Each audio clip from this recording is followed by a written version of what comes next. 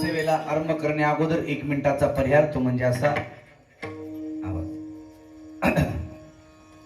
कैलासवासी सोपानराव आत्माराव पाटील बाबळसरे यांच्या 10व्या पुण्यतिथी निमित्त सुंदर असं कीर्तनाचं आयोजन आहे, ज्ञानदान आहे आणि त्याचबरोबर अन्नदानही आहे. आपले वडील गेल्यानंतर वडिलांच्या नंतर पित्यर्थ महाराज त्यांच्या नावाने अन्नदान करणं, त्यांच्या नावाने नामचिंतन करणं हे आपलं आद्य कर्तव्य असतं मुलाचं. हे अर्थात आवृत्तीही कर्मातलं हे उपंत्य कीर्तन आहे महाराज. म्हणजे वडील असताना त्यांची सेवा करणं आणि वडील गेल्यानंतर महाराज त्यांच्या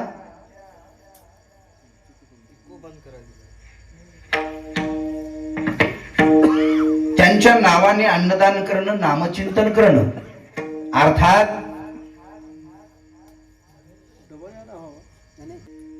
आणि बाबांच्या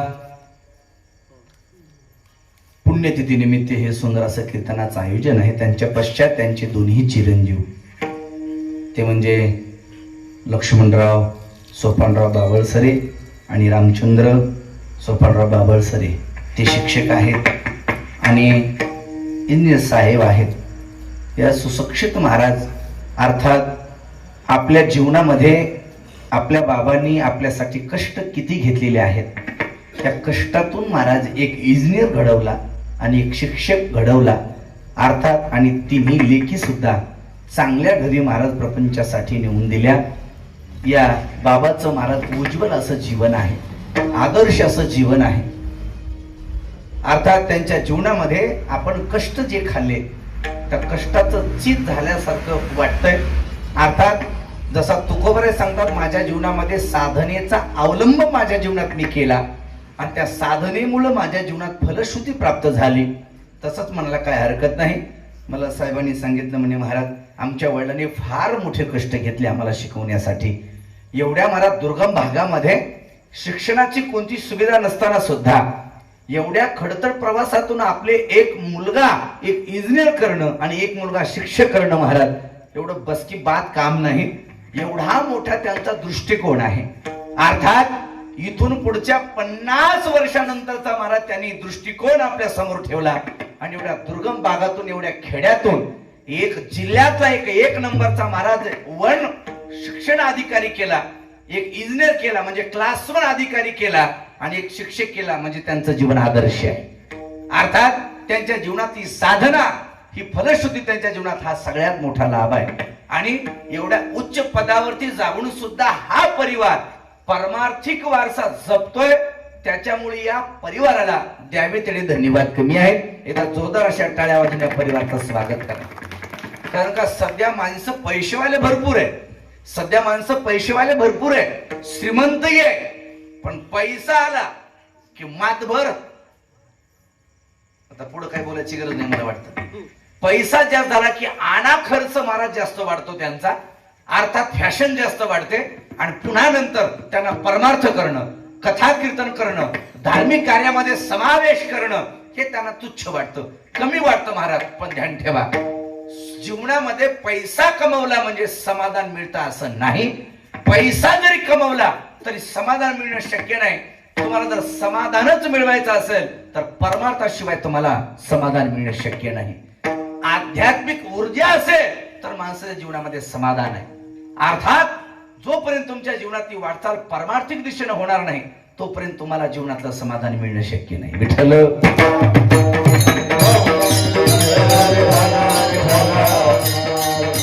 आणि म्हणून कीर्तनाचं एक गोड असं आयोजन आहे. सप्त्यामध्ये मी कीर्तनासाठी आलो होतो. त्या दिवशी साहेबांनी सांगितलं महाराज तुम्हाला 8 तारीख आठवणीनं घ्यावं लागेल. आणि ती 8 तारीख आठवणीनं माझ्या डोक्यात होतीच म्हणा. पण पुन्हा एकदा साहेबांना फोन केला आणि इथे येण्याचा योग प्राप्त झाला. आज परिसरातील सर्व गायक वादक मंडळी उपस्थित आहेत. त्यांनी सुंदर अशी पहिली चाल गायली, भजनाची सुरुवात केली. श्री भक्तपरायण बालाजी महाराज या ठिकाणी उपस्थित आहेत, जानकीराम मामा उपस्थित आहेत, शिवाजी महाराज आहेत, आमचे कारभारी शिवणखेडकर उपस्थित आहेत, माधव मामा आहेत, शेषराव नाना आहेत, आमचे प्रभाव काका आहेत, श्रीकांत दादा आहेत. श्रीकांत दादा हवर घेऊन आज कीर्तनासाठी उपस्थित, त्यांनाही कोटी कोटी धन्यवाद आहेत. वागतरी सर्व भजनी मंडळ आहे. आमच्या ढोंडराम दादा पप्पाजाती गोडाशी ज्यांची साथ आहे. पुढे यूट्यूब चॅनल आहे वारकरी कला. वारकरी कला हे कीर्तन आपल्याला वर्षभर संग्रहित ठेवता येणार आहे. गोडाचं यूट्यूब चॅनल आहे, त्यांनाही कोटी कोटी धन्यवाद आहेत. माझ्यावर नितांत प्रेम करणारे हे सर्व मंडळी आज उपस्थित आहेत. शिवणखेडकर सर्व आलेले आहेत, आमचे निळखंड भाऊ आलेले आहेत, आमचे नामदेव मामा आलेले आहेत, आमचे बळी भाऊ आलेले आहेत, विठ्ठल भाऊ आलेले आहेत. ही सर्व ही प्रेमाची मंडळी, गावातील सर्व प्रतिष्ठित नागरिक मंडळी आहेत. इकडे माता भगिनी आहेत, इकडे पुरुष मंडळी आहेत. तेव्हा नजर जाईल तिथपर्यंत पुरुष मंडळी आहे आणि इकडे नजर जाईल तिथपर्यंत माता भगिनी. एकच आहे, रान जास्त असल्यामुळं माणसं लांब लांब असतात. तुम्हाला जमीन जास्त आहे पण मला जमीन कमी आहे, त्याच्यामुळे तुम्ही जवळ या. उठा उठा लाडकी बाई, उठ माय. आत्या आत्या आत्या आत्या आत्या आत्या उठा उठा, या जवळ या. तिकडं पलीकडे डोळे झाकलेत का उघडे तेही कळणार चालेल मला. आणि थोडी इकडचे थोडी तुम्ही इकडे या, नीट बघू. या इकडे उठा या. त्या कॅमेऱ्याच्या पाठीमागे बसलेली मला काय कळणार चालेल काय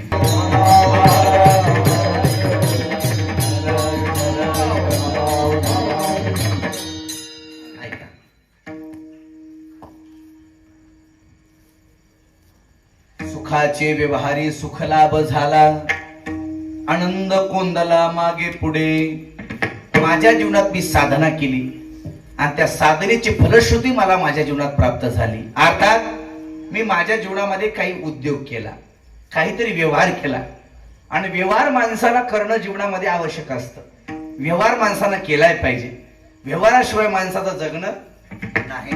व्यवहार करत असताना माणसाला त्याच्यामध्ये महाराज काहीतरी बेनिफिट भेटलं पाहिजे, काहीतरी नफा भेटला पाहिजे. साहेब, कोणताही उद्योग करत असताना, कोणता व्यवसाय करत असताना त्याच्यामध्ये मनुष्य पहिल्यांदा काय बघतो? मुनाफा बघतो, फायदा बघतो. आणि फायदा असल्याशिवाय मनुष्य तिथं थांबत नाही. काहीतरी मिळकत असल्याशिवाय माणूस तिथं वेळ देत नाही. अर्थात ही पळापळ सगळी चालू आहे. काहीतरी मिळकत आहे म्हणून सगळ्यांची चालू आहे ना. बरोबर आहे का नाही? बरोबर आहे का नाही? याची टोपी त्याला, त्याची टोपी आपल्याला, सगळ्याच्या टोप्या दुसऱ्याला. बरोबर आहे का नाही? ही सगळी उठाठेव कशाची चालू आहे? फायद्यासाठीच आहे ना, नफ्यासाठीच आहे ना. काहीतरी मिळालं पाहिजे ना. बरोबर आहे का नाही? रात्री 12 वाजता 1 वाजता जाऊन दार धरणं विठ्ठल भाऊ कशासाठी आहे? फायद्यासाठीच आहे ना. बरोबर आहे का नाही? एवढी ड्युटी करणं फायद्यासाठीच आहे ना. सगळं ओव्हर टाइम करणं फायद्यासाठीच आहे ना. संध्याकाळी 9 वाजता 11 वाजता फिरणं कशासाठी आहे? मला फायद्यासाठी आहे. बरोबर आहे का नाही? अर्थात मिळकतीच्या पाठीमागे सगळी दुनिया काका लागलेली आहे. मिळकत नसेल तर कोणी तिथं वेळ द्यायला तयार नाही.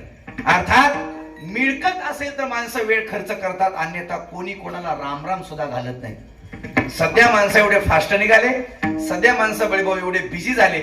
माणसाच्या जवळ मोबाईल असतो, मोबाईल मध्ये बॅलन्स असतं, मोबाईल मध्ये रेंज असते, मोबाईल मध्ये चार्जिंग असते, मोबाईल मध्ये नंबर असतो. पण माणसाला एकमेकाला फोन करायला सुद्धा माणसाला वेळ नाही. माणसं एवढे बिझी होऊन गेले. दादा ध्यान ठेवा, बिझी झाले का नाही? एवढे माणसं बिझी झाले, एकमेकाला फोन करायला माणसाला वेळ नाही. म्हणून मधून एक निघालं ते व्हॉट्सअप निघालं, चॅटिंग करायला, SMS करायला. त्याच्यामध्ये सुद्धा माणसाला लिखाण करायला म्हणजे चॅटिंग करायला माणसाला वेळ नाही. त्याच्याकरता महाराज तिथं स्टेटस ठेवावं लागतं. पण त्या स्टेटसची भानगड अशी आहे साहेब, ज्याच्यासाठी ठेवलं ते बघत नाही, तिसरं लाईक करतं, चौथं कमेंट करतं आणि पाचवं त्याच्यामध्ये म्हणतं सेंड मी. अर्थात एवढी घाईच्या दुनियेमध्ये माणसाच कीर्तनासाठी 2 तास वेळ काढतात, कथेसाठी 3 तास वेळ काढतात. उगच कथेसाठी वेळ काढत नाहीत. उगच कीर्तनासाठी लोक 2-2 तास 15-15 किलोमीटर महाराज प्रवास करून कीर्तनासाठी लोक उगच येत नाहीत. कारण का कीर्तनात सुद्धा तुमचा फायदा आहे म्हणून तुम्ही इथं आला. ध्यान ठेवा. वाजवा टाळी. बरोबर होतं. मी गेल्या वेळेला सांगितलं की टाळ्याचे फायदे का डबल सांगायची गरज नाही की पुन्हा म्हणतात तेच पीठ दळ आले आणखी. ऐका, लक्षपूर्वक ऐका. अर्थात माणसाच्या जीवनामध्ये काहीतरी मिळकत असावी लागते. फायद्याशिवाय कोणी काय करू शकत नाही. महाराज हा मंडप आहे, डेकोरेशन झाला तिकडे तुमचंच आहे का काका? तुमचंच आहे का? दिसणार चालेल तुम्ही मला. तुमचंच आहे ना? या डेकोरेशन साठी किती खर्च केलाय?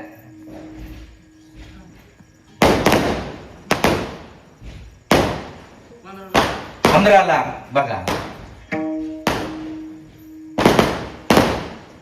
वाह, बहुत बढिया. आपलं स्वागत आहे यल्दरा नगरीमध्ये. विठ्ठल विठ्ठल.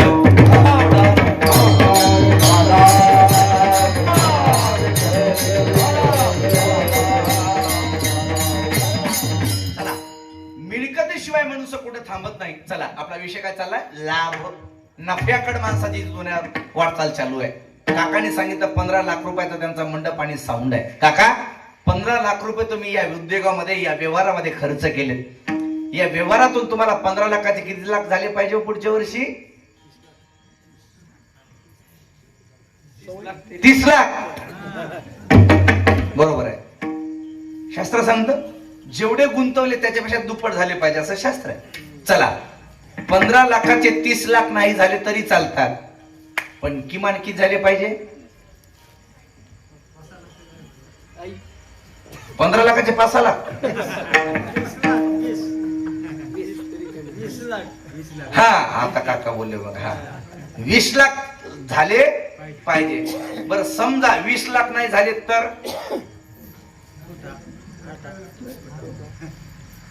बोला ना. 20 लाख नाही झाले तर? हा, असं काहीतरी बोला ना मध्ये. काहीतरी उगा दुकानाचा किराया तरी त्यांचा निघू द्या की 2-3 लाखाचा. अर्थात 16-17 लाख तरी झाले पाहिजे. नाही 17-16 लाख जरी नाही झाले तरी चालतात, पण उद्योग असा सांगतो महाराज. तुकोबराय सांगतात, मी माझ्या पदरचं काहीच बोलत नाही महाराज. अर्थात मुद्दल तरी शिल्लक राहिलं पाहिजे. आणि मुद्दल जर शिल्लक राहत नसेल तर असला खोटा उद्योग करून काही उपयोगाचं नाही. मुद्दामध्ये पडे तोटा, ऐसा खोटा उद्यम, ऐसा खोटा उद्यम, ऐसा खोटा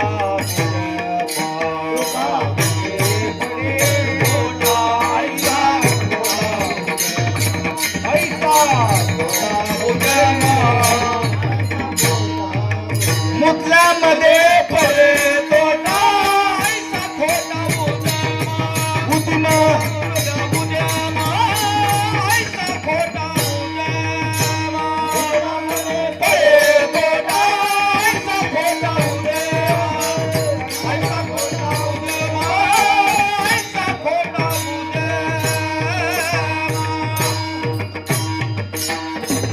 मुद्द्यामध्ये पडे तोटा, ऐसा खोटा उदीम. म्हणजे काहीतरी त्याच्यामध्ये नफा असावा लागतो. नफ्याशिवाय कोणी उद्योग करू शकत? शिवाजी महाराज मंदिर बांधता काहीतरी मिळते म्हणूनच की. बरोबर आहे का नाही? म्हणूनच सगळं सिमेंट बात नाही, काहीतरी मिळकत असावी लागते. तुकोबारा सुद्धा सांगतात, आमच्या जीवनात आम्ही काही उद्योग केलायच, पण तुम्हाला कळण्याकरता कार्य वर्गीकरण करूया.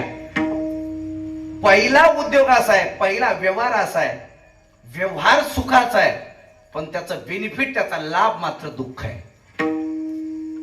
दुसरा उद्योग असा आहे, दुसरा व्यवहार असा आहे, व्यवहार दुःखाचा आहे पण परिणाम सुखाचा आहे. तिसरा उद्योग असा आहे, तिसरा व्यवहार असा आहे, व्यवहारही दुःखाचा आहे आणि परिणामही दुःखाचा आहे. आणि चौथा व्यवहार असा आहे, व्यवहारही सुखाचा आहे आणि परिणामही सुखाचा आहे. ऐका, पहिला व्यवहार आहे, व्यवहार सुखाचा आहे पण परिणाम दुःख आहे. याच्यामध्ये चैतन्य महाराज देगलूकर सांगतात, महाराज अर्थात व्यवहार सुखाचा आहे पण बेनिफिट दुःख आहे. अर्थात हा नेमका कोणता व्यवहार आहे महाराज? व्यवहार सुखाचा वाटतो पण त्याच्यामध्ये मिळकत दुःख आहे, दुसरं काही भेटत नाही. याच्यामध्ये व्यवहार येतो महाराज विषयाचा व्यवहार. विषयाचं सुख घेत असताना विषय गोड वाटतात, बरोबर आहे का नाही? विषय सेवन करण्यासाठी माणसं कोणत्या स्तरावरून कोणत्या स्तराला येतील याची गॅरंटी नाही. भागवतामध्ये असं वर्णन आलेलं आहे, व्यासांचे वडील, त्यांचं नाव काय? पराशर ऋषी. पराशर ऋषीने किती हजार वर्ष तप केलं होतं? 60,000 वर्ष. पण 60,000 वर्ष तप फक्त आणि फक्त विषयासाठी महाराज सगळं बहाल केलं. अर्थात विषय सुख येत असताना माणसाला खूप आनंद वाटतो. व्यवहार सुखाचा आहे, विषय सुखाचा, पण त्याचं पुढे बेनिफिट काय? तर त्याचं बेनिफिट काय? तर त्याचं बेनिफिट आहे दुःख पुढे अवघड यमदंड पुढे अवघड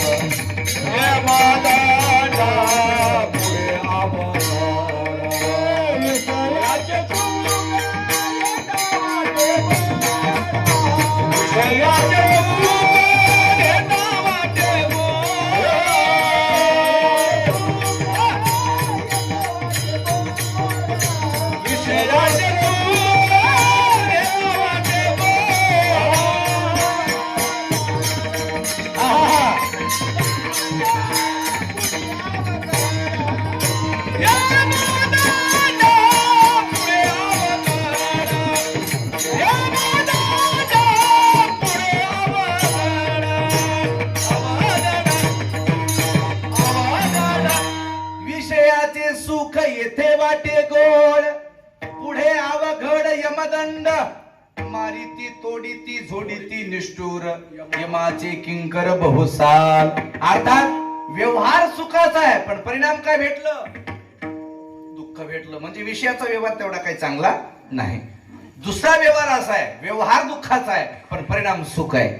याच्यामध्ये कोणता व्यवहार येतो? तर याच्यामध्ये व्यवहार येतो योग साधनेचा व्यवहार.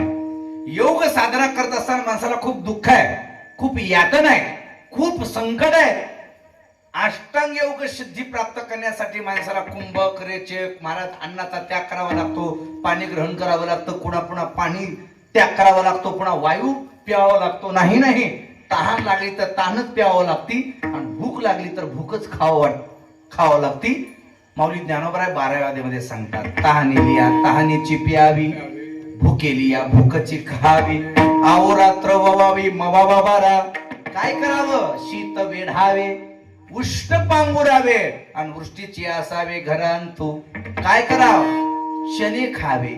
नाही भूक लागली तर नुसती भूकच खायची, तहान लागली तर काय प्यायचं?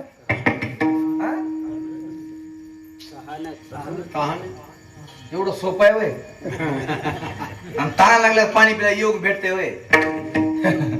तहान लागली तर तानच प्यायची, भूक लागली तर भूकच खायची. महाराज शीत वेढावे. कपडे कशाचे? पांघरण कशाचं आहे? शीत म्हणजे थंडगार, आकाश मंडप, पृथ्वी आसन, दुसरं काहीच नाही महाराज. हिमालयामध्ये जावं लागतं. सध्या बागेश्वर धाम गेलेत बघा 21 दिवसासाठी. सगळ्या कथा कीर्तन बंद करून बागेश्वर धाम शास्त्री गेलेत महाराज, धीरेंद्र शास्त्री महाराज गेलेत. आता तुम्ही युट्यूबला ते पाहत असतात. आमचे दरवर्षी महाराज उमरचे मठाधिपती एकनाथ गुरु नामदेव महाराज दरवर्षी महाराज 11 दिवस 17 दिवस 21 दिवस तपोवन भूमी आहे. बद्रीनाथ केदारनाथाच्या पुढं 12 किलोमीटर आहे. तिथं कोणी जात नाही महाराज. -डिग्री मध्ये 12, 13, 9 -डिग्री मध्ये तापमान असतं. तिथं जातात महाराज आणि तिथं जाऊन 11 दिवस तपानुष्ठान करतात. हे बस की बात नाही. हे फक्त आपण ऐकायचं आणि इकडं सांगायचं आणि 3 टाइम रटावून हाणायचं. आपल्या त्या भानगडी पडायचं नाही महाराज. कुंभक रेचक माणसाला ते अष्टांग योग सिद्धी प्राप्त करणं तेवढं सोपी गोष्ट नाही महाराज. म्हणून ज्ञानोबा सांगतात ना, योग सहज मिळतो का बाबा? जे योगाची वाटा, जे निघाले का सुवाटा, तया दुःखाचा चिवाटा भागा आला. पाहेपा लोहाचे छेने, जे बोचलेल्या पडती खाणे, ते पोट भरणे की प्राणी शुद्धी होय. महाराज एवढी अवघड तपस्या करावी लागते. पण अष्टांग योग सिद्धी प्राप्त करत असताना माणसाला खूप अवघड आहे. पण एकदा समाधी अवस्था मिळाली की पुन्हा माणसाला तुरी अवस्था भेटते, मितू पण निघून जातं आणि ब्रह्मानंद टाळी लागते. आणि मग त्या माणसाला किती आनंद मिळतो त्यालाच माहिती, दुसरं कोणाला कळणार नाही. पण योग सामर्थ्याचा महाराज आनंद घेत असताना माणसाला समाधी अवस्था भेटली पाहिजे. पण त्याच्या अगोदर किती माणसाला कष्ट आहे? तो खूप कष्ट आहेत. समाधी तुम्हाला लावायच्या कोणाला? समाधी लावायच्या कोणाला तुम्हाला? कीर्तनात बसल्या बसल्या समाधी लागली म्हणून आणखी कोणती लावायची आता? बरोबर आहे की नाही? समाधी जर लावायची असेल तर 6 महिने तुम्हाला घरी रियाज करावा लागेल. तर 1 मिनिटात तुम्हाला समाधी लागते. सांगू का तुम्हाला प्रक्रिया? सांगू का? बघा बरोबर का? करावं लागते पण हा? हो उत्तम करणार आहो का?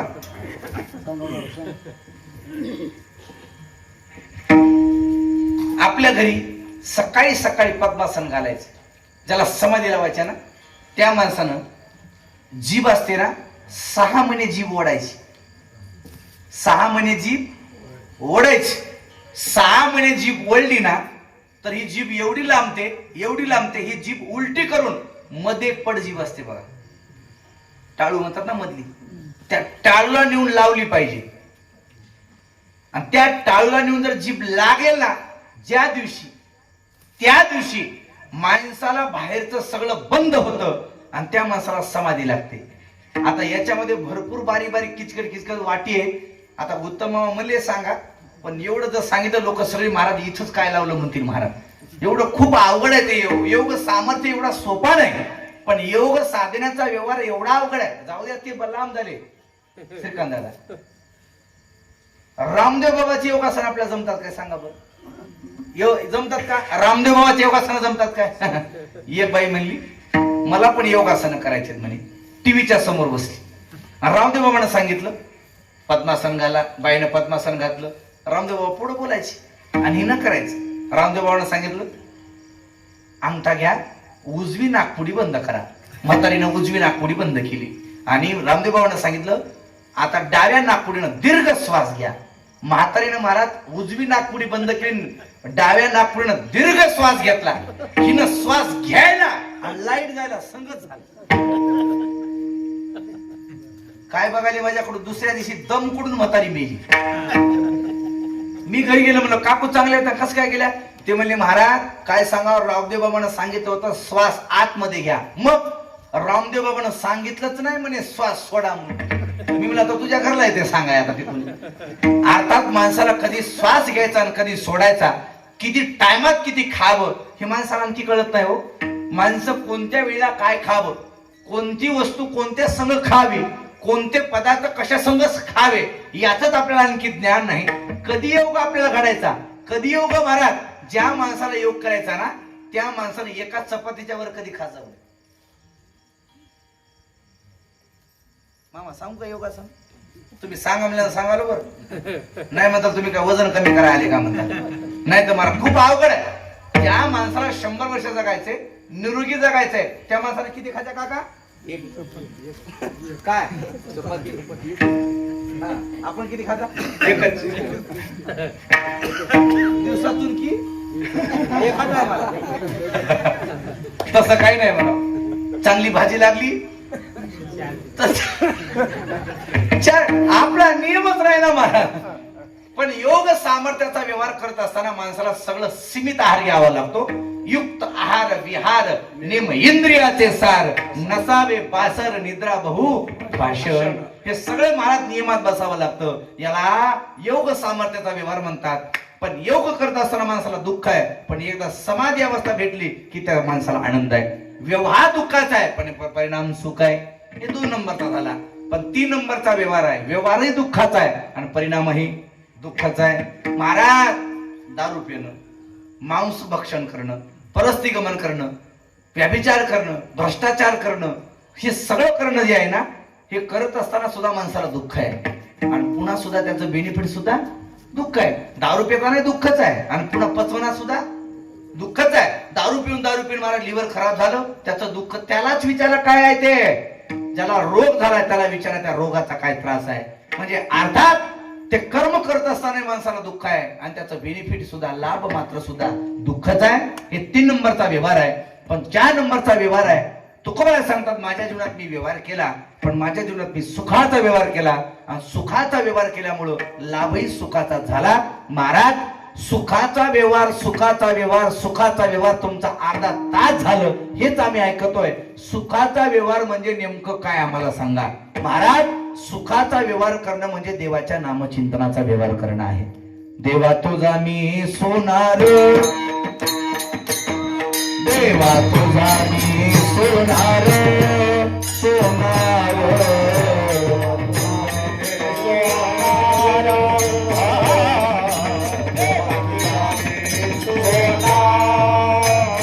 तुझ्या नामाचा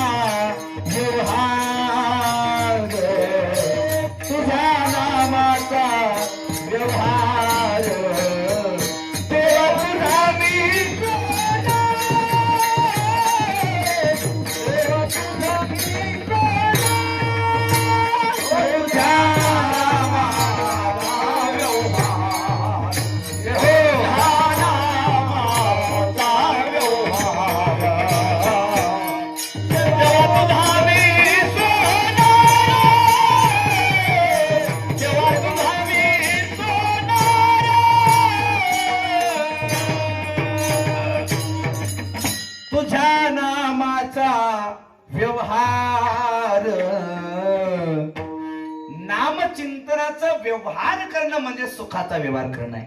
आणि ज्यानं नामचिंतनाचा व्यवहार केला त्याच्या जीवनामध्ये दुःख भेटलंय असं कधी तुम्हाला ऐकता आलं नाही. नाम घेता वाया गेला ऐसा कोणी ऐकिला, सांगा विनवितो संत महंत सिद्ध ऋषी. ज्यानं नामचिंतन घेतले त्याला फायदा झालाय. कोणाकोणाचा फायदा झाला?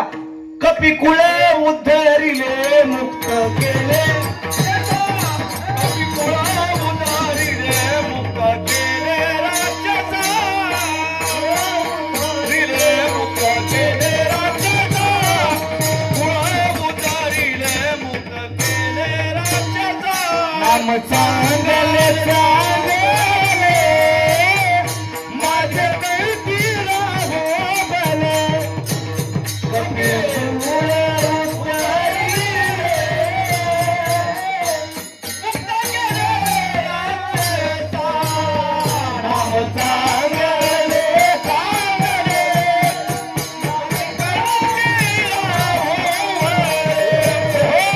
कैती राहो नाम चांगले चांगले माझे कंठी राहो भले, कपी कुळ उद्धरिले मुक्त केले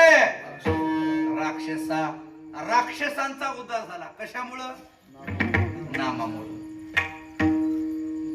ज्या माकडाचं सकाळी सकाळी नाव घेऊ नये म्हणत तोंड सुद्धा बघू नये म्हणे, पण बुवाचं तोंड बघितल्याशिवाय सिद्धीला कार्य जात नाही. महिमा कशाचा आहे? बोला ना. हो, कपी कुल उद्धरिले मुक्त केले राक्षसा. अर्थात हनुमंतराला एवढा मान मिळाला, यश नावाचा गुण भेटला, याचं एकमेव कारण आहे त्यांच्या जीवनात त्यांनी व्यवहार केला. पण तो व्यवहार केला तो सत्शील नामाचा केला. मग नामचिंतन हा सगळ्यात मोठा महाराज व्यवहार आहे. तुकोबारे सांगतात माझ्या जीवनात सुद्धा मी तोच सुखाचा व्यवहार केल्यामुळं माझ्या जीवनात आनंदही भेटला. अभंगाचं पहिलं चरण.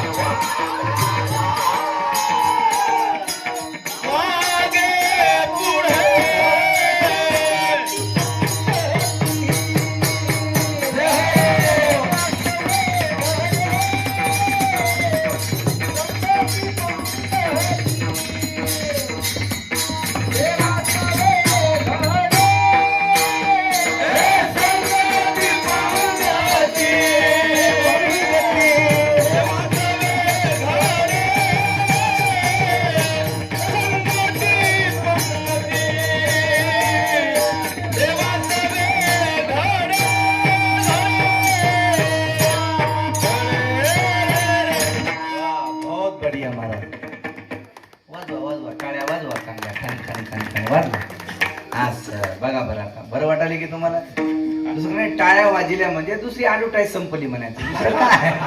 म्हणजे माणसाला बरं वाटतंय हो. लक्षपूर्वक ऐका. अर्थात तुकोबा सांगतात माझ्या जीवनात मी सुखाचा व्यवहार केला म्हणजे नामचिंतन केलं आणि नामचिंतनाची फलश्रुती माझ्या जीवनात काय भेटली तर आनंद कोंदला मागे पुढे. माझ्या जीवनात आनंद भेटायला लागला. महाराज काय तुम्हाला आनंद भेटला हो असा? तुमच्या जीवनात तुम्ही अशी साधना काय केली? तुकोबा सांगतात आणखी कोणता आनंद भेटायचा आहे? अहो जगाचा मालक माझ्या घरी जेवण्यासाठी आला नाही. नाही, तुकोबा सांगतात देवाची आम्हाला संगतही भेटली आणि पंगतही भेटली. याच्याशिवाय दुसरा कोणता आनंद भेटायचा? संगती पंगती हा हा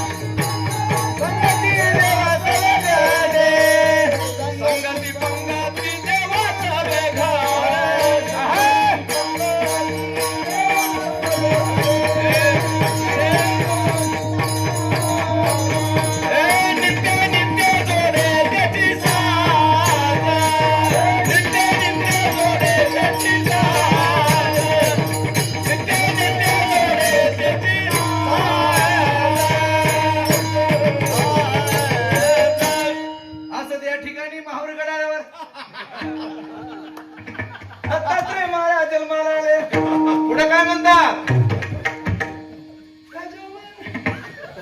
जमलं बघा आता. एक तारी द्या आणि मला चला आता असं आहे बघा. असं भजन रंगलं की महाराज मला कीर्तन करावं वाटते बघा. तुम्हाला मी सगळं सांगतो, खरं सांगतो तुम्हाला. कीर्तन करायला तेवढी काही अवघड गोष्ट नाही, पण कीर्तनामध्ये साथ संगत करणं ही फार मोठी अवघड गोष्ट आहे. ध्यान ठेवा. कीर्तनामध्ये प्रमाण उचलणं एवढं सोपी गोष्ट नसते. ते वेळेला शब्द आठवावे लागतात, त्याच्यामध्ये चालीत बसावं लागतात, ते स्वरात यावं लागते, ते तालात यावं लागते आणि मग म्हणावं लागतं. काय काय माणसाला पाठांतर भरपूर असते, पण कोणती चाल म्हणू कोणती चाल म्हणू ह्याच्यामध्ये एसटी निघून जाते आणि मग धुड्याला मध्ये थांब. काय उपयोग? ते एकदम मला गोडी सुटली कशी काळजातच लागली पाहिजे. काय असे वा एक नंबर. असं असं भजन रंगलं की मग मस्त माणसाला मजा येते. महाराज तुकोबा सांगतात माझ्या जीवनात मी अनुभव घेतला आणि साधना केली आणि त्या साधनेची फलश्रुती माझ्या जीवनात अशी भेटली की मला देवाची संगतही भेटली आणि पंगतही भेटली. महाराज देवाचं नामचिंतन केलं, गोपाळांना देवाची संगती भेटली. भेटली का नाही हो? भेटली महाराज. कोणाला संगती भेटली? अरे देवाचं नामचिंतन घेतलं, शबरी मातेला देवाची संगत भेटली. नाही नाही नाही, शबरी मातेला देवाची संगतही भेटली आणि देवाची पंगतही भेटली महाराज. किती मोठी संगती भेटली महाराज. अरे जटायू सारख्या गिध पक्षाला महाराज देवाच्या नामचिंतनामुळे देवाची संगती भेटली. तुकोबराच्या जीवनाचा प्रसंग सगळ्याला माहिती आहे. विदुर काकाचं चरित्र भागवत कथेमध्ये सारखंच आहे दोघांचं चरित्र महाराज. विदुर काका जोपर्यंत महाराज हस्तिनापूरमध्ये होते त्यावेळेला देव तिथं महाराज कधी जेवण्यासाठी आला नाही. पण ज्यावेळेस विदुर काकाचं महाराज राज्य क्षेत्र गेलं, राज्य वैभव गेलं, सत्ता गेली, शहाणपण गेलं आणि विदुर काका जंगलामध्ये वास्तव्य करायला लागले. विदुर काकाच्या पर्णकुटीमध्ये कोणी येत नाही महाराज. विदुर काकाच्या पर्णकुटीला कोणी आवाज देत नाही. रोज महाराज हजारो लोक घराकडे येणारे. आज विदुर काकाच्या घराकडे कोणी सुद्धा येत नाही. याचं कारण आहे विदुर काकाच्या जीवनातला पैसा निघून गेला. दादांनो, जोपर्यंत तुमच्याजवळ सत्ता आहे तोपर्यंत लोकांचं शहाणपण आहे. दादांनो, ज्या दिवशी माणसाचा पैसा समाप्त झाला, ज्या दिवशी माणसाचं सगळं समाप्त झालं, त्या दिवशी महाराज कोणी त्याला साथ देत नाही. विदुर काकाला कळालं हस्तिनापूरमध्ये देव येणार आहे. विदुर काका म्हणतात, अगं देव येणार आहे ग हस्तिनापूरमध्ये. काकी म्हणते येईल, पण माझ्याकडे कधी येणार आहे हो देव? येणार नाही माझ्याकडं. काका म्हणतात, अगं देव येते ना तिथं दर्शन मला भेटेल. काकी म्हणते, देवा माझ्या घराकडे येशील का रे तू जेवण्यासाठी? महाराज देवाला सगळं कळतं ना. विदुर काका दोथरपा सैन्य उभा टाकले आणि सैन्याच्या पाठीमागं जाऊन काका उभा टाकले. दोन्ही हात जोडून डोळ्यामध्ये पाणी आलेलं आहे आणि मनातून एकच इच्छा आहे की देवा तू या गरीबाच्या घरी आला पाहिजे रे देवा, जेवण्यासाठी माझ्या घरी आला पाहिजे. काकांची आणि देवाची नजरानजर झाली. वैभव शिष्टही कॅन्सल झाली. देव रथात बसले. दुर्योधनांना आवाज दिला, देवा कृष्णा तुझ्यासाठी 56 भोग केले ते जेवण्यासाठी. देव म्हणले, ए दुर्योधना, जिथं संतांना किंमत नाही आणि जिथं माझ्या शब्दाला किंमत नाही त्या घरचं मला कधी अन्न खायचं नाही. आणि माणसानं सुद्धा मला कोणतं अन्न खाल्लं पाहिजे आणि कोणाच्या घरचं अन्न खाल्लं पाहिजे. माणसानं सत्य विवेक बुद्धीचा वापर करून तिथं माणसानं जेवलं पाहिजे. कोणाच्या घरचं खाजावं नाही अन्न. कोणाच्या घरचं खाजावं अन्न जो सज्जन आहे ना, जो माळकरी आहे ना, तो हरिजनाचा असला तरी चालेल, पण तो वारकरी असला पाहिजे. त्याच्या घरचं अन्न खाल्लं पाहिजे महाराज. माणसं सध्या भ्रष्ट वागायला लागले. याचं कारण आहे साहेब, माणसाचं अन्नपान बिघडलं. अन्न आहार बिघडल्यामुळं माणसाचा विचार बिघडला आणि माणसाचा विचार बिघडल्यामुळं माणसाचा आचार बिघडला. माणसं महाराज सैतानाने वागायला लागले हो. खानपान बदललं. अहो सध्या महाराष्ट्र सगळा हळहळ करायला लागला महाराज. मालेगावची यज्ञा नावाची मुलगी, 3.5 वर्षाची मुलगी, त्या सैतानानं त्या मुलीवर अत्याचार केला महाराज आणि डोक्यात दगड घालून तिला मारून टाकलं. त्या यज्ञा नावाच्या मुलीला न्याय मिळण्याच्या अगोदरच काल नरसापूरमध्ये पुण्यामध्ये घटना घडली महाराज. 4-4.5 वर्षाच्या मुलीवर 65 वर्षाच्या माणसानं महाराज अत्याचार केला. गोठ्यामध्ये नेऊ अत्याचार केला हो. त्या मुलीला मुलगा आहे का मुलगी आहे हे सुद्धा शहाणपण आलं नाही. आणखी महाराज तिला कळत नाही त्या लेकरू आहे. त्या लेकरा अत्याचार केला सैतानाने आणि शेणामध्ये महाराज तिचा देह पुरून टाकला. कुठं चालला हा महाराष्ट्र? किती परमार्थ करायचे, किती दिंड्या करायच्या, किती परमार्थ करायचा, किती कथा ऐकायच्या. अरे माणसाचं माणूस पण जर हिरवून जात असेल याचं कारण आहे माणसं माणसासारखे वागत नाहीत. याचं एकमेव कारण आहे माणसाचा आहार बिघडला. माणसं चांगलं खात नाहीत, माणसं चांगलं बोलत नाहीत. का बोलत नाहीत? माणसं कधी चांगलं खालेच नाहीत. माणसाचे चांगले विचार कुठून येणार आहेत ना? माणसाचा आहार चांगला असला पाहिजे. जोपर्यंत माणसं चांगले खात नाहीत तोपर्यंत माणसाचा विचार चांगला येत नाही आणि जोपर्यंत विचार चांगले येत नाही तोपर्यंत माणसाचा आचार चांगला राहत नाही. ध्यान ठेवा. आचार म्हणजे लोणचं नाही बरं. आचरण माणसाचं वागणं निक्क राहिलं पाहिजे आणि निक्क वागणं येण्यासाठी माणसाचे विचार चांगले असले पाहिजे आणि विचार चांगले येण्यासाठी माणसाचा आहार चांगला असला पाहिजे. हो षडपदरी पडलेले 6 म्हणे भीष्माचार्य ज्यावेळेस धर्मराजाला बघून मोठ्या गोष्टी करायला लागले, नीतीच्या गोष्टी सांगायला लागले. हे धर्मा, तुझं राज्य टिकायचं असेल तर तुला संतांचा अवमान झालेला कधी सहन करू नकोस. हे धर्मा, तुझं राज्य तुला टिकवायचं असेल तर परस्त्रीवर झालेला अत्याचार कधी सहन करू नकोस. हे शब्द ऐकताना माझी द्रौपदी ताई हसायला लागली. भीष्माचार्य म्हणतायत, अगं द्रौपदी हसा काय झालं ग? भीष्माचार्यांचे शब्द ऐकले द्रौपदी ताई म्हणायला लागली. द्रौपदी माता म्हणते, पितामह भीष्माचार्य, गुरुवारी आहात तुम्ही. तुम्ही आता सांगतात एका स्त्रीवर होणारा अत्याचार तुझ्या राज्यात खपवून घेऊ नको. हीच आपला स्त्री आहे. याच तुमच्या डोळ्यात देखत माझे 5 पती असताना सुद्धा, रजस्वला धर्म असताना सुद्धा मला फरफडत ओढत आणलं. त्यावेळेस भीष्माचार्य गुरुवर्य तुमची नीत कुठे गेली होती सांगा. भीष्माचार्यांना मला तर शॉकच बसला. भीष्माचार्य म्हणतात, द्रौपदी अगं तुझं बोललेलं 100% खरं आहे ग. पण ज्यावेळेस तुझं वस्त्रण होत असताना मी बघत होतो, पण या शब्दाने मी एक शब्द बोलू शकत नव्हतो. याचं कारण आहे माझी मती भ्रष्ट झाली होती. कारण का? मी दुष्टांचं अन्न खाल्लं होतो, त्याच्यामुळे सत विवेक बुद्धी माझी नाहीशी झाली होती. आज 6 महिने षडपंजरी पडलोय. या 6 महिन्याच्या कालावधीमध्ये त्यांचं अन्न खाल्लं होतं. त्यांच्या अन्नापासून जेवढं रक्त निर्माण झालं होतं, त्या 6 महिने षडपंजरी पडल्यामुळं माझ्या अंगातलं रक्त निघून गेलं. आता सत विवेक बुद्धी निर्माण झाली. याच्यामुळं मला नीती सुचायला लागली. एवढा अन्नाचा फरक आहे. माणसं सध्या हॉटेलचं खातात, पण घरचं खात नाही. खातात का हो? घरचं खात नाही. भाऊ हॉटेलवर चपाती मिळते की तोडगा ते काय म्हणतात, पिठलं नाही हो, मला आवडत नाही त्याचं नाव घेऊ नका. तंदूर. तंदूर भाजल्या जाते का हो?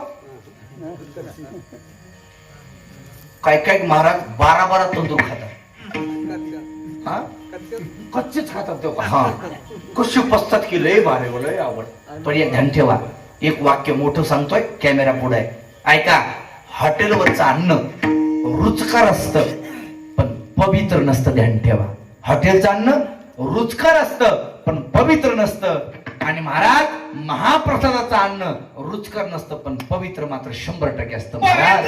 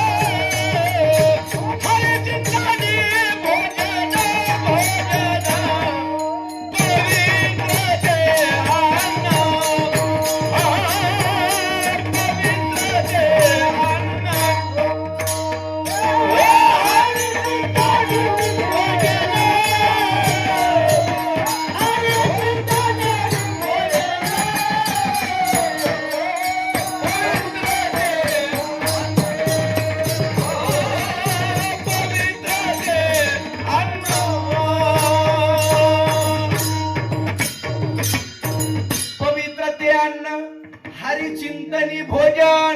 आणि मग मात्र विदुर काकाने आमंत्रण दिलं. देव घरी आले. सगळ्याला कथा भाग माहिती आहे. विदुर काकाच्या पत्नीचं नाव आहे सुलभा काकी.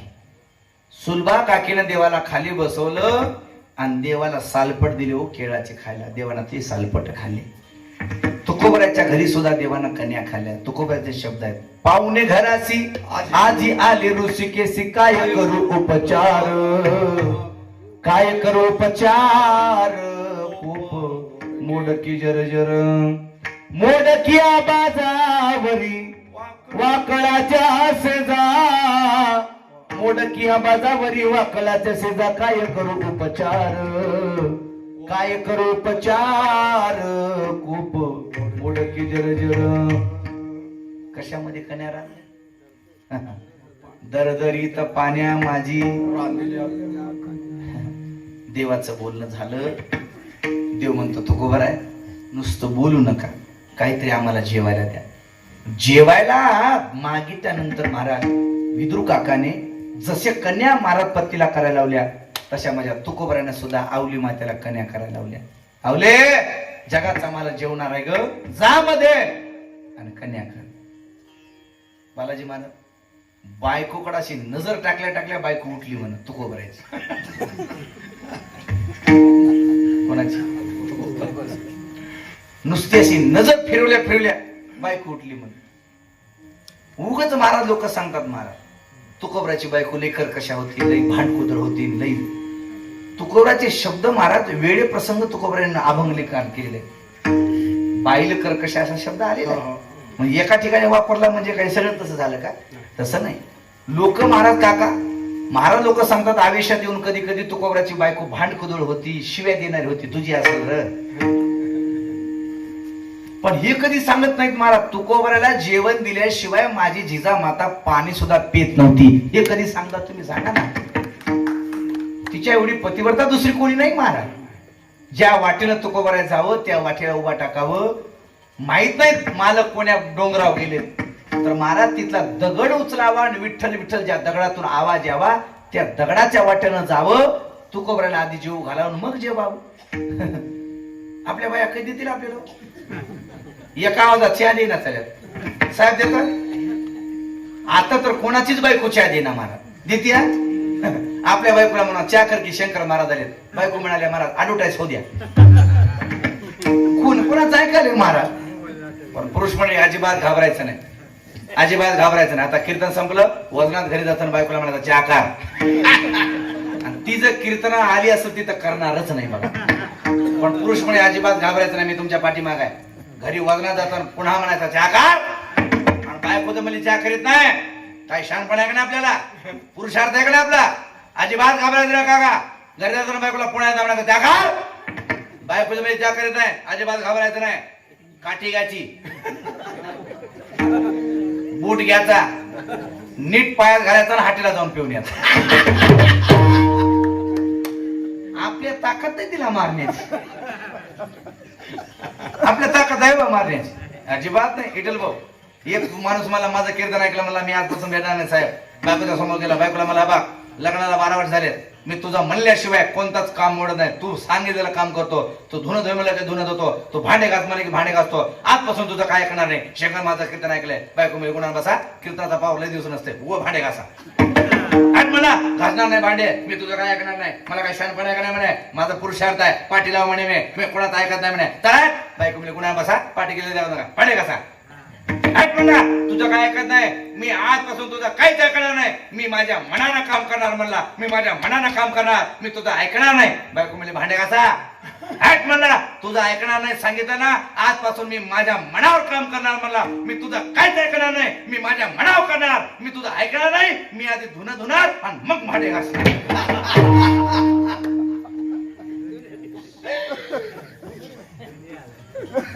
आपल्याला कधी मिळायचं बरं आपलं रामकृष्णाने म्हणायचं. अर्थात तुकोबराचे पत्नी महाराज आवली माता मध्ये गेली. जगाचा मालक जेवण्यासाठी घरात आलाय. पण 18 विश्व दारिद्र्य आले. 18 विश्व दारिद्र्य या शब्दाचा अर्थ आहे 18 गुणिले 20 बरोबर 365 दिवस. ज्या घरी कधी चूल पेटत नव्हती ते माझ्या तुकोबराचं घर आहे महाराज. सोंबाचा करदोडा रक्त्याची लंगोटी नामा वाळवंटी कथा करी. कपडे सुद्धा नाही, खायला पाणी नाही, प्यायला पाणी नाही. जिजामाता मध्ये गेली आणि देवाकडे महाराज तोंड केलं. पांडुरंगा अरे ज्यावेळेस पाटीलकी होती, ज्यावेळेस आमच्या घरी सावकारकी होती देवा, त्यावेळेस तू आमच्याकडे आला नाही रे देवा. पण आज आमची पंचायत आहे देवा. 2 दिवसापासून आमचा एकादशीचा उपवास आहे देवा. देवा आमच्या जीवनामध्ये एवढा खडतर प्रवास कधी पाहिला नाही देवा. स्वप्नासाठी कधी विचार केला नव्हता देवा. तू आमच्या घरी जेवण्यासाठी आलाय. पण मी अभागी आहे, तुला मी आज काही देऊ शकत नाही. आणि तेवढ्यामध्ये तुकोबऱ्याचा आवाज आला. आवले झाला का स्वयंपाक ग? काय सर्दीशी काळजा झालो माझ्या जिजामातेच्या. डोळ्यातून आश्रमच्या धारा लागल्या. पांडुरंगा माये बापा आयुष्यात कधी तुला मागितलं नाही रे देवा, पण आज मागायची वेळ आली. तुकोबरा म्हणतात आवले घंटा झालं ग, देव बसलाय, जेवण्यासाठी काहीतरी कर. आता मात्र महाराज आवली मातेने देवाला सांगितलं देवा पांडुरंगा मी मालकाला म्हणू शकत नाही माझ्या घरामध्ये काही नाही, पण तूच काहीतरी चमत्कार करे देवा. एवढी श्रीमंती काही कामाची नाही देवा. त्या घराकडे कोणी वाकड्या नजरेनं बघू नये. आणि एवढी गरिबी सुद्धा काही कामाची नाही देवा. त्या घराकडे कोणी येऊ नये. एवढी गरिबी काय कामाची? खरंच आहे. गरिबाच्या घरला कोणी येत नाही उत्तम पाटील. गरिबाच्या घरला कोणी येतं? कोणी येत नाही महाराज. गरीबाच्या घरी सोयरी येत नाही, गरीबाला कोणी रामराम घालीत नाही, गरीबाला कोणी आमंत्रण देत नाही. दादानो, महाराज पैसा एवढा महाराज श्रीमंत करतो माणसाला ना, जोपर्यंत माणसाकडे पैसा आहे ना तोपर्यंत लोक पाटील म्हणून जवळ घेतात. तुमच्याकडे गरिबी असू द्या, लोक तोंड बघून आमंत्रण देतात. हे समाज असा आहे महाराज. तोंड बघून महाराज मुळं देतात, तोंड बघून माणसं महाराज. अरे जो गरीब आहे ना त्याला पाहुणा नाही, जो गरीब आहे त्याला घर नाही, आणि जो गरीब आहे त्याला कधी नाव नाही. जब तक अपने पास पैसा होता है, जब तक अपने पास पैसा होता है, पराये लोग अपने हो जाते हैं. अपने पास का पैसा निकल गया तो अपने लोग पराये हो जाते हैं. पैशाची एवढी महाराज, पैशाची दुनिया न्यारी आहे. देवा माझ्याजवळ सगळं होतं रे देवा, पण त्यावेळेस तो आला नाही. पण मंडळी, जोपर्यंत तुमच्याजवळ पैसा आहे लोक तुम्हाला मान सन्मान देतील, पण ज्या दिवशी तुमच्याजवळ पैसा नसेल ना त्यावेळेस तुम्हाला समाज मानणार नाही, पण माझा पांडुरंग तुम्हाला आठवल्याशिवाय राहणार नाही. ध्यान ठेवा. तुकोबाराच्या पत्नीने देवाकडे विनंती केली. देवाला काय करता येत नाही महाराज. गाडग्यामध्ये मुठभर कन्या भेटल्या, पाण्यामध्ये कन्या रांधल्या, आणि जगाच्या मालकाला सांगितलं जेवाय बसा. तुकोबारा जेवायला बसले, मालकही जेवायला बसला. केळीचे पात्र टाकले, पातळ कन्या ज्यावेळेस कन्या 12 वाढायला लागली, त्या 12 वाटानं कन्या पाळायला लागल्या. जगाचा मालक विचार करतोय, डोळ्यात पाणी आहे जगाच्या मालकाच्या. जगाचा मालक म्हणतोय मला रुक्मिणीच्या हातचे 56 भोग खायला भेटतात, पण माझ्या जिजामातेच्या गोगऱ्या पुन्हा मला खायला भेटणार नाहीत, कन्या खायला भेटणार नाहीत. जगाच्या मालकानं चतुर्भुज रूप धारण केलं. 3 हातानं कन्या आडवायला लागला आणि 1 हातानं कन्या वरपाय लागला. याला म्हणायचं संगती पंगती देवा सरे घडे. किती मोठा आनंद आहे. नित्यानित्य जोडे त्याची साथ. दुसरं माझ्या जीवनात आता काही कमवायचं राहिलं नाही. काय कमवायचं राहिलं नाही हो, तर तुकोबारा सांगतात आता बेनिफिट काही मिळवायचंच राहिलंच नाही. कारण का माझा देव माझ्या घरी पंगतीला आला. कोणता आता लाभ पाहिजे सांगा, कोणता लाभ पाहिजे? आपल्या हाताने कधी देव जेवलाय का? कधी स्वप्न तरी आला? माझा मामा झोपेची आली स्वप्नात कधी आला देव? स्वप्नात हात काढ. नाही नाही, हात सोडू नका, राहू द्या. पडलं तर झटका आला तर काय करावं? गतिरोधक आला एखाद्या गाडी मागं पुढे जायचं काय करावं मला आता? हा, गुडघे दुखायला आता, एक ताप आहे का, टायर चांगलं नाही पुढे, आता काय करावं? आता लय अवघड झालं. देखच जन्मले. हा, देखच जन्मले. असं का? तरी गुडघे गेले काय बघा. चला चला, आपलं कुठं चाललं कीर्तन म्हणा येईल दर्यामध्ये. अर्थात माणसाच्या जीवनामध्ये देव कधी स्वप्नात आला नाही, कधी देव आपल्या घराकडे आला नाही. याचं कारण आहे आपला कधी व्यवहार तसा झाला नाही ना. नामचिंतनाची साधन आपल्या जीवनात एवढी कधी झाली? खरं सांगा बरं. माता भगिनी झोपल्या काय? झोपल्या काय? आई बोर व्हाले का? पाठीमाग अरे काकू चष्म्यावाली झोपलीस काय? जागी आहे ना? जागी आहेत का? हा, जागी आहे, जागी आहे. हा, आता कळालं बघा. मी तसं कीर्तनात कोणाला झोपू देत नाही म्हणा, तेवढा गुण चांगला आहे माझा. ऐकाय का माता भगिनी, खरंच सांगा, खोटं बोलायचं नाही, कॉपी करायची नाही. ऐकाय का काकू, खरं सांगायचं, तुमच्या गावात पोळा असते का? हा, असते का? पोळ्याला पोळ्या करता का? पूर्णाच्या पोळ्या करता का? नाही करता ना? वा वा. गावातल्या देवाला निवेदा घेता का? माय निघता ना? दाखिता. घरच्या माणसाला पोळी करता काय? करता ना? घरच्या माणसाला पोळी खायची कशी करतीस आणि देवाला दाखवायची पोळी कशी करतीस? खरं सांग बरं. हा, देवाला कसली एवढी आणि घरच्या माणसाला खायची एवढी. अरे वा. देवाला दाखवायची पोळी नसती, देवाला दाखवायला निवत चिपट एवढीच निवत करते महाराज. बरं जाऊ द्या, त्याला भात एवढाच, वरण रांगोळी वणी, कुरड्या पापड्या बुगा झालेल्या. आणि उत्तम मामा साहेब किती श्रीमंत घरची बाई असू द्या, देवाला सगळा भजा कधी देणार नाही. भज्याचा पोस्टमार्टम करणार आणि पुन्हा देवाला भजा देणार. आणि देवाला निवद दाखवाय ठरलेलं गिराय आज एकही कीर्तनात नाही बघा. तेव्हा तिथं बसले बघा, तेव्हा ती पोरगी, तेव्हा ती तसल्या वयातले पोरं लेकर देवाला निवद दापाय. बाळ्या तुझ्या बापाला जेवायचंय, निवद दाखवून ये र. ते बापही महाराज असला रुबाबाद निघते पोरग. गंगा जमुना सरस्वती एका ठिकाणी प्रयागराज दर्शन.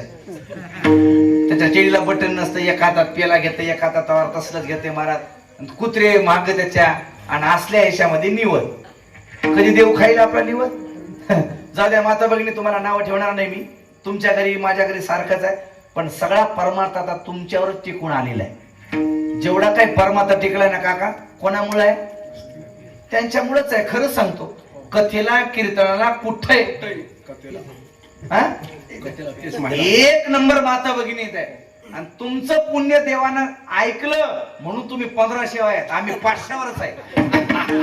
केले कर्म झाले तेच भोगा. आमचे कर्म आम्हालाच भोगावं लागेल, दुसरं कोण भोगणार आहे? आपण ते 1500 आपण, आणि त्याच्यात 300 केवायसी, 200 खिशा, 300 कॅम्प्युटरवाला झाला. केवायसी करावं लागली ना. माता भगिनी, तुमची श्रद्धा आहे देवावर. मी तुमच्या पुढे नतमस्तक होतो, कारण का कथा करण्यासाठी साहेब मी 5 राज्यामध्ये फिरतो, पण कुठेही माता भगिनीचीच उपस्थिती जास्त असते. आमची माणसं वेळ भेटला तर जातात, पटलं तर तिथं, नाही तर तंबाखू चुना लावून काय तिथं कुणी बसत नाही महाराज. पण माता भगिनी कशा कसणार 3 तास येऊन बसतात कथेला. भारतीय संस्कृती महिला म्हणून टिकून ठेवली महाराज, दुसरं कोणी नाही टिकून ठेवली. पण महाराज जाऊ द्या. माता भगिनी, तुम्ही खूप छान आहात, तुम्ही एक नंबर परमार्थ करता. तुमच्यासोबत देव नाही जेवला तरी काय हरकत नाही, पण निवद तरी दाखवतात. इकडे येतो तुम्ही. इथं कोण कोण निवद दाखवते खरं सांगा बरं देवाला रोज?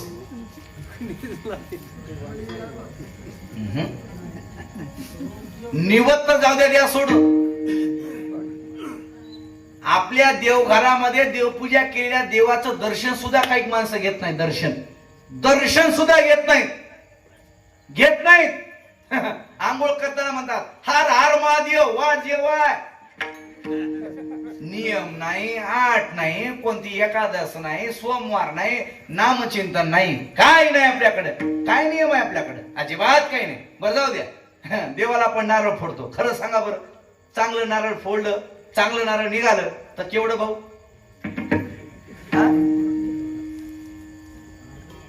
एवढं. आणि नासकं निघालं तर बाबा एवढा उदार होतय. मोठ्यानं म्हणतो देवाला पावलो नासक्या. एवढ्या नारळा देव बसला वे. आणि चांगलं निघालं की झाकून येतंय धोतरा, झाकून येत. बायकोला म्हणते पत्रा वाळ घाल, उद्या वरणात टाकाय होते.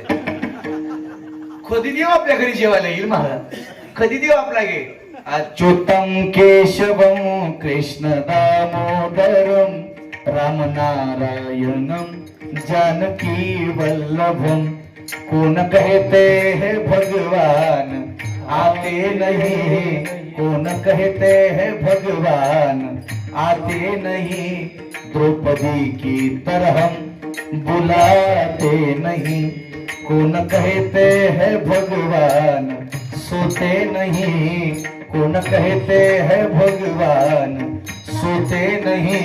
माँ यशोदा की तरह हम सुलाते नहीं, कौन कहते हैं भगवान रोते नहीं, कौन कहते हैं भगवान रोते नहीं. गोपियों की तरह हम रुलाते नहीं, कौन कहते हैं भगवान खाते नहीं, कौन कहते हैं भगवान खाते नहीं, कौन कहते हैं भगवान खाते नहीं. संत नामदेव की तरह खिलाते नहीं. अच्युतम केशवम कृष्ण दामोदरम रामनारायणम जानकी वल्लभम, जानकी वल्लभम. देव आता येतो, देव आत्ताही खातो, पण आपण कधी देवाला तसं बोलवलं नाही. उमरचे सद्गुरू नामदेव महाराजांनी पंढरपूरच्या नामदेव महाराजांनी जसं पांडुरंगाला नैवेद्य चारला, तसा उमरच्या नामदेव महाराजांनी या कलियुगामध्ये शेकापूरच्या मारुतीला आपल्या हाताने पनीर खाऊ घातला. नो हा सामान्य महिमा संतांचा, नैवेद्य हातीचा मूर्ती जीवी महाराज एवढं सामर्थ्य कशामुळे आलं तर आमच्या जीवनामध्ये आम्ही सुखाचा व्यवहार केला, त्याची फलश्रुती आम्हाला देवाची पंगतही भेटली, संगतही भेटली. नाही आता काही लाभ राहिला का हो? तुकोबारे सांगतात आता कोणता लाभ राहिला नाही, कारण का समर्थ आमचा आता झालेला आहे.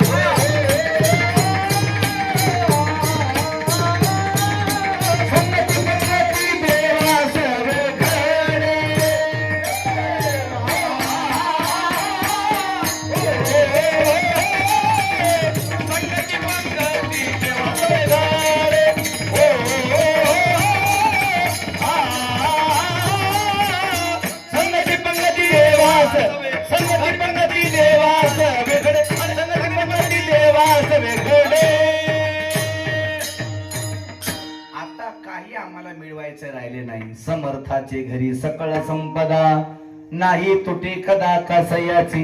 सगळं आम्हाला भेटलं महाराज. महाराज तुमच्या जीवनात तुम्हाला लाभ भेटला, पण आम्हाला काहीतरी लाभ भेटला पाहिजे का नाही?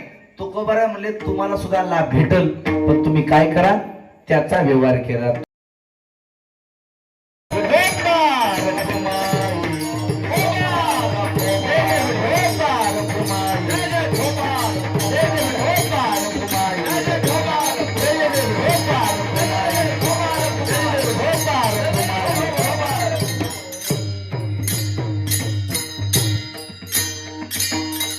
म्हणे येथे लाभाची कोटी बहुवाब पोटी समर्थाचे.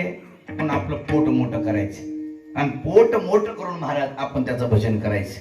आपल्या चुका सगळ्या देव पोटात घालून आपल्याला निज सुख देणार आहे, पण त्याचा सुखाचा व्यवहार आपण करायचा आपल्या जीवनामध्ये. आज महाराज आज सगळा प्रपंच आपण करतोय ना, त्या प्रपंचात थोडा वेळ काढून माणसानं परमार्थ केला पाहिजे. आणि ज्यानं परमार्थ केलाय त्याच लोक नाव घेतात, अन्यथा कोणाचंही लोक नाव घेत. माऊली कोणाचं नाव घेतात? हा, ज्यानं परमार्थ केलाय लोक त्याचं नाव घेतात, ज्यानं संसार केला लोक त्याचं नाव घेत नाहीत. खरं सांगा बरं, या जगतामध्ये किती लोक मला श्रीमंत आहेत, पण त्या श्रीमंताचं लोकांचं नाव इथं घेतलं जात नाही. पण ज्यांच्या घरी महाराज खायला पंचायत होती त्या संतांचं नाव घेतल्याशिवाय आमच्यासारख्याचे पोट भरत नाही. एवढा महिमा या संप्रदायाचा आहे. म्हणून ज्यानं देवाचं नामचिन्ह घेतलं त्याचं जीवन सोन्यासारखं उजळून निघाले, म्हणून आपण घेतलं पाहिजे. आज सोपानराव काकांनी महाराज मला साहेबांनी सांगितलं, म्हणे महाराज चालत चालत देह ठेवणं, भजन करत करत करत देह ठेवणं, सगळ्याला बोलत बोलत शेताकडून जाऊन घरी येऊन चहा पिऊन सगळ्याला बोलत बोलत बोलत आडंग टाकून देणं. घाट महाराज झाकले घटीचा दिवा काय नेलो झाला या जे पांडवा देह ठेवी चालत बोलत सगळ्यांना महाराज आवाज देऊन महाराज सगळ्यांचं दर्शन देवाचं घेऊन घरी जाऊन चहा पिऊन नातीला आपल्या महाराज बायकोला बोलून एक आडंगावर झोप घेऊन महाराज ज्याने विसावा घेतला त्यांचं नाव आहे सोपन काका. आज ते आपल्याकडे नाहीत. आज 10 वर्ष झालं काकांना जाऊन. पण महाराज त्यांच्या पश्चात त्यांचे दोन्ही चिरंजीव एवढ्या मोठ्या अट्टासानं एवढ्या प्रेमानं एवढ्या श्रद्धेनं महाराज हा कार्यक्रम करतात. या कुटुंबाला द्यावे तरी धन्यवाद कमी आहे. सध्या जगतामध्ये महाराज लोक बाप मेला तर 13वीला सुद्धा महाराज लोक जेवण देत नाहीत. वर्ष श्राद्ध सुद्धा करत नाहीत. पण 10 वर्ष पुण्यतिथी करणं एवढं सोपी गोष्ट नाही. हे 10 वर्ष पुण्यतिथी चालणं याच्या पाठीमाग त्यांचे मुलं पैसेवाले असा त्याचा अर्थ नाही. ऐका, पैसेवाले भरपूर आहेत पण महाराज मुलं पैसेवाले आहेत म्हणून 10 वर्ष पुण्यतिथी चालत नाही. तर त्यांच्या जीवनातलं त्यांचं कर्म चांगलं आहे म्हणून एवढा पुण्यतिथीचा सोहळा चांगला होतो. ठेवा, त्यांचं आयुष्यातलं कर्म चांगलं आहे म्हणून माणसानं असं चांगलं जगलं पाहिजे, चांगलं राहिलं पाहिजे. तुमचं कर्म तुम्हाला जिवंत ठेवतं महाराज. माणसाचं कर्म माणसाला तेवढं ठेवतं. आज 350 वर्ष झाले सुद्धा तरी सुद्धा तुकोबाराला कोणी विसरू शकत नाही. माझ्या माऊली ज्ञानोबाराला 729 वर्ष झाले पण हा समाज माझ्या माऊली ज्ञानोबाराला विसरू शकत नाही. 600 वर्ष झाले माझ्या नाथराला समाज विसरू शकत नाही. महाराज 350 वर्ष झाले जसे तुकोबाराला लोक विसरू शकत नाहीत तसा हा समाज माझ्या छत्रपती शिवाजी महाराजाला कधी विसरू शकत नाही. त्यांनी केलेल्या कर्माची पावती ध्यान ठेवा. कर्म केलं, कर्मवीर भाऊराव पाटलांनी महाराज स्वतःचा प्रपंच महाराज त्यागून या लोकांचं शिक्षण व्हावं याच्यासाठी रयत शिक्षण संस्था सुरुवात करून या गरीब लोकांना शिक्षण दिलं. हे कर्मवीर भाऊराव पाटील आहे ध्यान ठेवा. ऐका, कर्मवीर भाऊराव पाटलांचं जीवन चरित्र या समाजासाठी कर्म त्यांचं आहे. कर्मवीर त्यांना म्हटलं जातं. काही वीर महात्मे आहेत. माझ्याकडे 16 वीर आहेत. बरं साहेब किती वीर आहेत? 16. पण आता पुढच्या कीर्तनात सांगतो.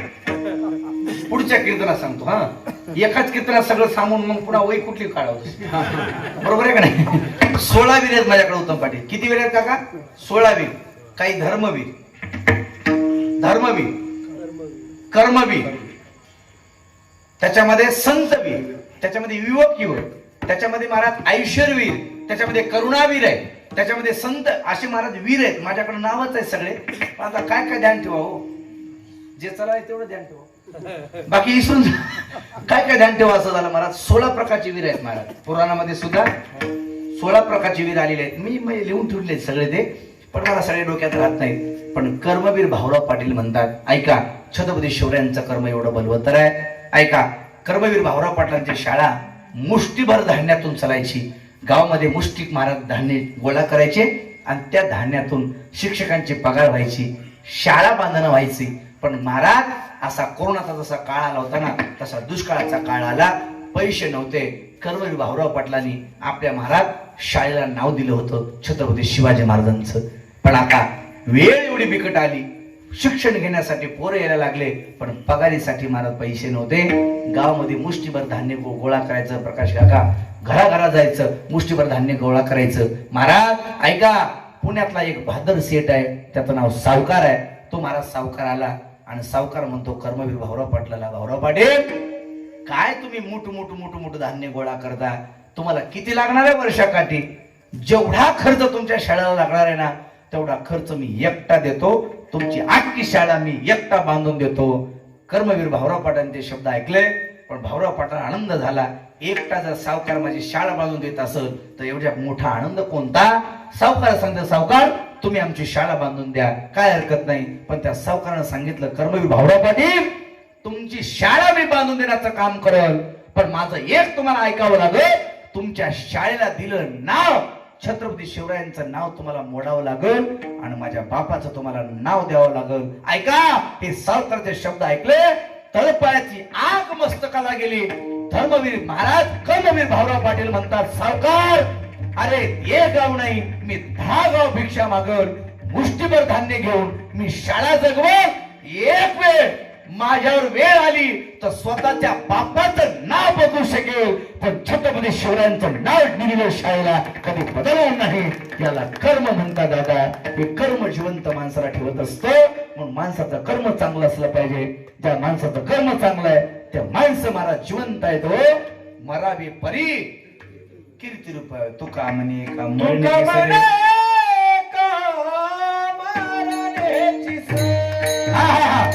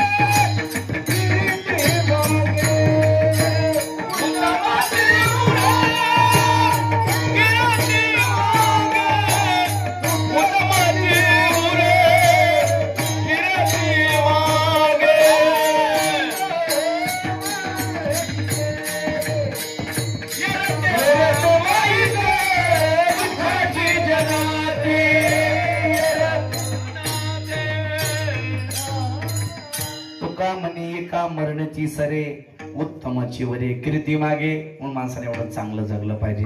एवढं चांगलं जगलं पाहिजे. आपण ज्या दिवशी हे जग सोडताल ना, ज्या माणसाला आपण गेलोय ही बातमी कळाली ना, त्या माणसाच्या डोळ्यामध्ये पाणी आलं पाहिजे. प्रत्येक व्यक्ती आपल्यासाठी रडला पाहिजे. एवढं माणसानं चांगलं जगलं पाहिजे. उद्धव पाटील एक म्हणला मला लय सोपं आहे, म्हणलं लय सोपं आहे म्हणलं.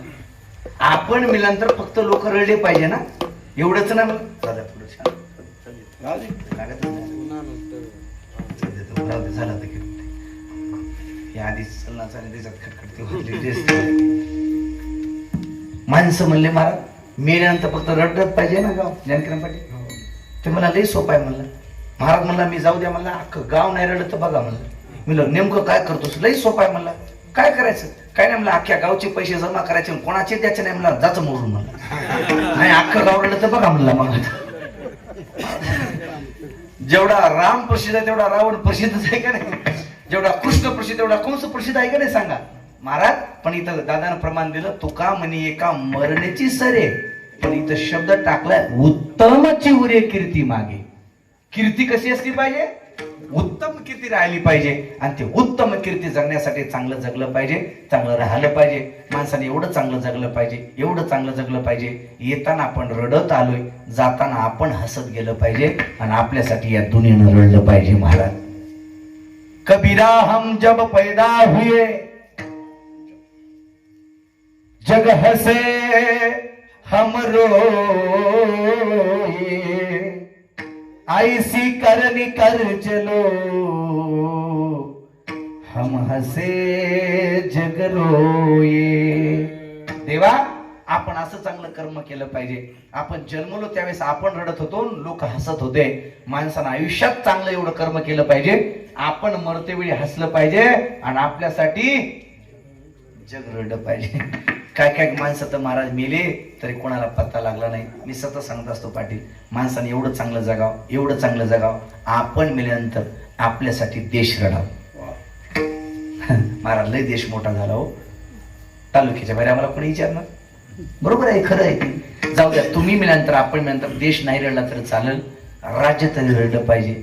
आपण मेल्यानंतर राज्य नाही रडलं तरी चालेल, पण आपण मेल्यानंतर महाराज आपल्यासाठी जिल्हा रडला पाहिजे. एवढं माणसानं चांगलं जगलं पाहिजे. जाऊ द्या, जाऊ द्या, तालुक्याच्या बाहेर कोण ओळखाले आपल्याला? जाऊ द्या, नाही जिल्हा रडला तरी चालेल, पण आपण मेल्यानंतर आपल्यासाठी आपला तालुका रडला पाहिजे. का येऊ खाली? येऊ खाली? जाऊ द्या, तालुका नाही रडला तर चालेल, माणसाने एवढं चांगलं जगलं पाहिजे, एवढं चांगलं जगलं पाहिजे.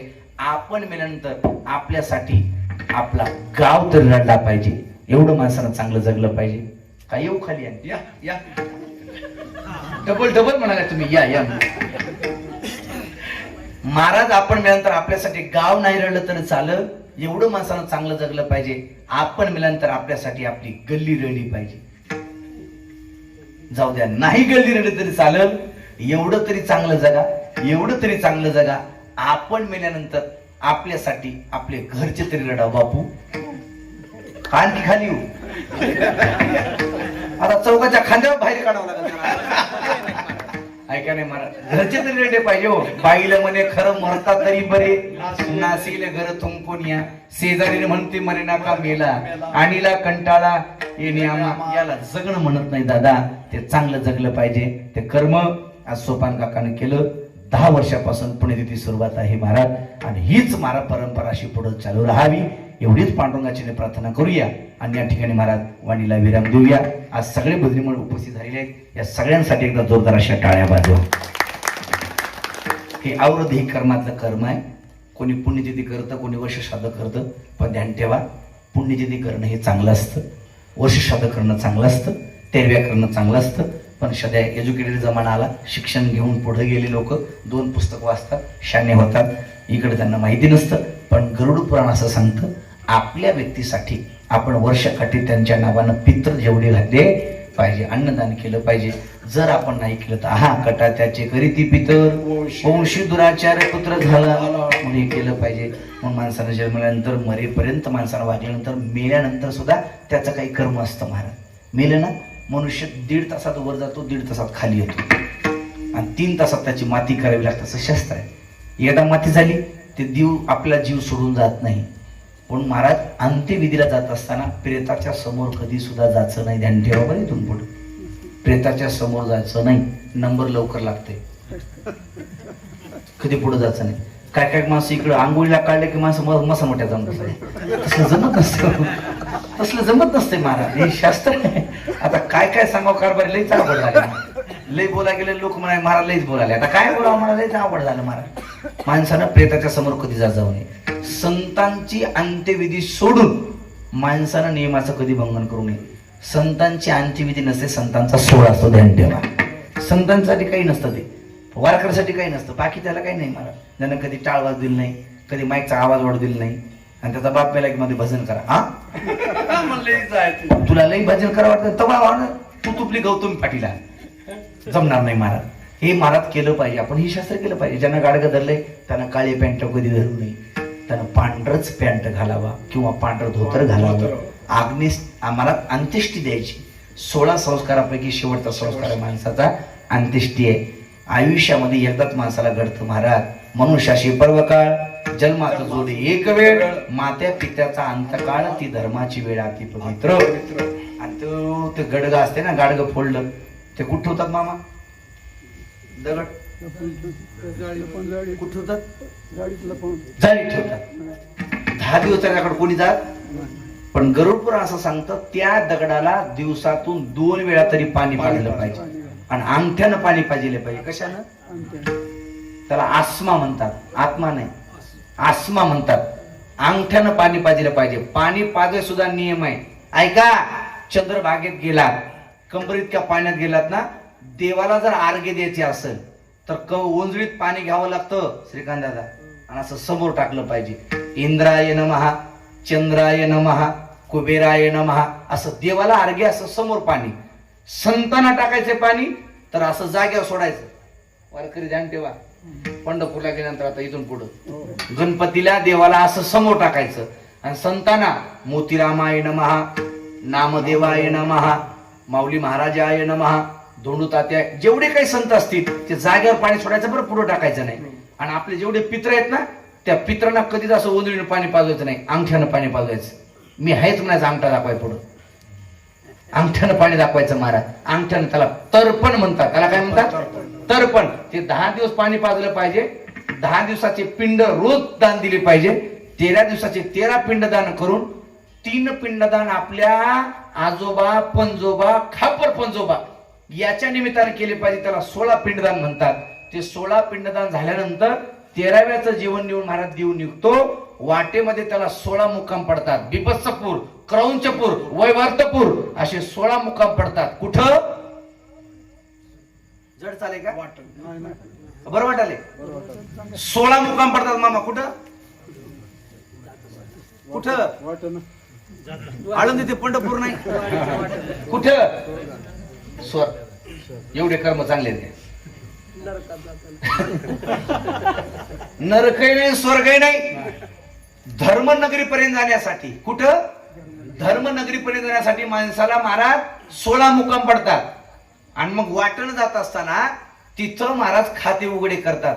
चित्रगुप्त माणसाला तहान लागली ती आपलं महाराज शिदोरी बघतं आणि यांना कधीतरी वारकऱ्याला पाणी पाजिले का बघतं. वारकऱ्याला जर पाणी पाजिलं असेल तर तुम्हाला पाणी प्यायला भेटतं. कधी वारकऱ्याला अन्नदान केलं असेल तर भूक लागली तर जेवाय भेटतं. कधी वारकऱ्याला वस्त्रदान केलं तर तिथं महाराज उष्ण लागायला लागलं की पांघऱ्या कपडे भेटतात. जर तुम्ही आयुष्यात काही दान धर्म नाही केला तिथं जर तुम्हाला तहान लागली तर तुम्हाला तहान लागली तरी तुम्हाला पाणी कोणी देत नाही. भूक लागली तरी तुम्हाला जेवाय कोणी देत नाही आणि ऊन लागलं तरी पांघऱ्या कोणी देत नाही. म्हणून जिवंत असताना पाणीदान दिलं पाहिजे, जिवंत असताना अन्नदान केलं पाहिजे, जिवंत असताना काहीतरी वस्त्रदान केलं पाहिजे. उत्तम पाटील धोड्याचा महिना यालाय, घ्यावर करा धोत्र. वा खरं आहे. काय खोटं आहे का मग? जावयाला आणि याला त्याला घेतल्याला कोणी येत नाही महाराज. वारकऱ्याला तुम्ही दष्टी टोपी करा, ते तुमच्या फलद्रुपता आहे. म्हणून महाराज इथून पुढे असे अन्नदान केले पाहिजे. अन्नदान करून त्यांच्या चरणी अर्पण केलं पाहिजे. म्हणून आज एवढं सगळं अन्नदानाचं पुण्य, नामचिंतनाचं पुण्य आपण काकाच्या चरणी अर्पण करून आपण महाराज या ठिकाणी वाणीला विराम देऊया. ज्ञानेश्वर महाराज ज्ञानेश्वर माऊली नाराज माऊली तुकाराम, महाराज ज्ञानेश्वर माऊली नाराज माऊली तुकाराम.